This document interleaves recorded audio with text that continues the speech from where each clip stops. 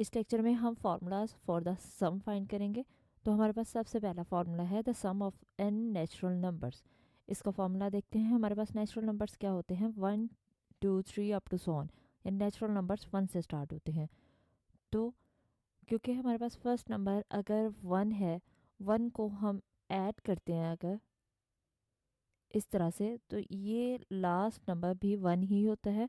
और इसको अगर हम प्लस करते जाएंगे, जितने टाइम्स इसको प्लस करेंगे वही इसका आंसर आ जाएगा। यानी अगर जितने टाइम्स हम इसको प्लस करेंगे, 23 टाइम्स है तो इसका आंसर भी 23 होगा।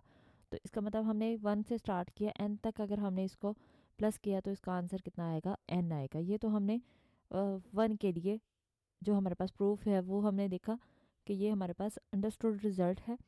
अब हम नेचुरल नंबर्स को देखते हैं कि 1 टिल n हमारे पास नेचुरल नंबर्स है। 1 2 3 नेचुरल नंबर्स याद रखें 1 से स्टार्ट होते हैं, ये n तक हैं।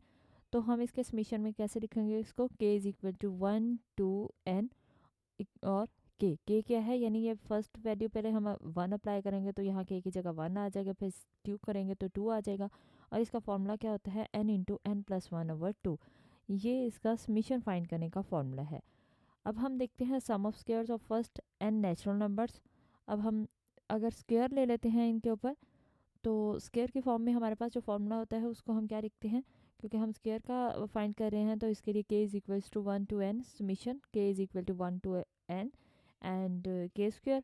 और k स्क्वायर के लिए हमारे पास यानी स्क्वायर्स आ जाता है कुछ वैल्यूज़ का हमारे पास, तो उसका हम सम कैसे फाइंड करते हैं, n into n plus 1 to n plus 1/6। ये हमारे पास उसका फॉर्मूला है।